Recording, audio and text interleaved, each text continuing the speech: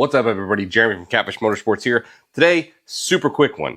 No intro, no music, nothing like that. I'm just going to very quickly show you how to put a 60s Ford ignition lock into its ignition switch. I bought these both at a swap meet separately, not together. They didn't come from the same car. And I've been struggling for days trying to just put it together on my own.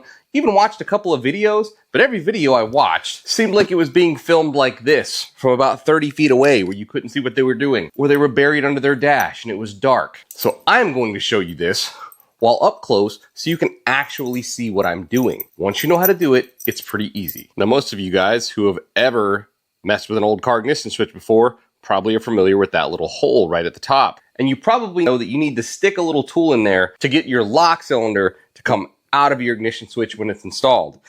Now, in Ford's case, maybe GM's too, it's been a long time since I've messed with one. You actually need that trick to get it installed too. Now, if you guys are buying brand new aftermarket stuff, it might already come in the fully left position. Basically, the way this works is there's a hidden, even further counterclockwise position on the key lock that you can't access without a little button to press behind that hole. It's like jumping down a secret tube in Mario. So if you're like me and you bought stuff at a swap meet, especially bought stuff that didn't even come from the same car, you're gonna have to do a little setup work before this will go together. Because when you're just looking at it without knowing that secret position exists, logic is gonna dictate to you, hey, there's a little pawl on this end, and there's matching a little female part down buried inside of your switch. And you just line those things up, and it'll go together, right?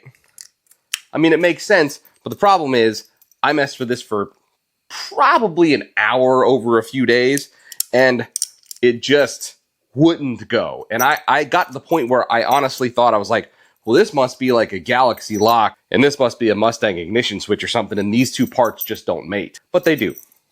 So here's all you have to do. We've got our ignition switch here. First things first, take a flathead screwdriver, just find one that the blade fits right, go in here, and turn that all the way to the left. And I mean, you can hear it turning, and that's the start position there. So that's the spring-loaded position. So if you have an old switch, you can kind of check and make sure it works from that function.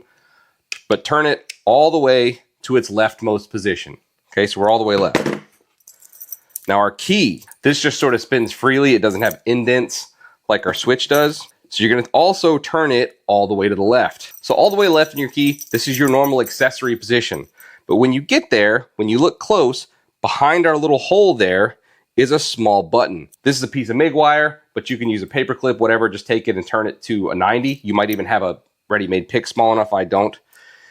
Take that, put it in that little hole, depress that button, and then you can go past into that secret position we talked about. So our lock cylinder is now turned basically at a 90. It's farther counterclockwise than the accessory position.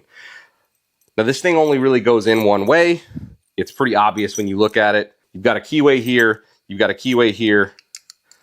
Put that in, slides right in, and then turn the key right out of that secret position. You're now an accessory and it won't go backwards, but it also won't come out. You're installed at this point. And now we go accessory, off, on, start.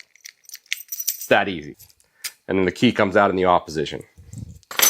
Now take note, with the Ford ignitions, it does not go all the way down. So you might look at that at a glance and say, that's not fully installed, but it is. There's a chrome bezel nut that takes up that space and hides it. That's all there is to it, guys. Hopefully I saved you guys some time out there, and hopefully this was a little bit more visible than some of the other videos I found out there for doing this same job. Please like and subscribe. We'll see you next time.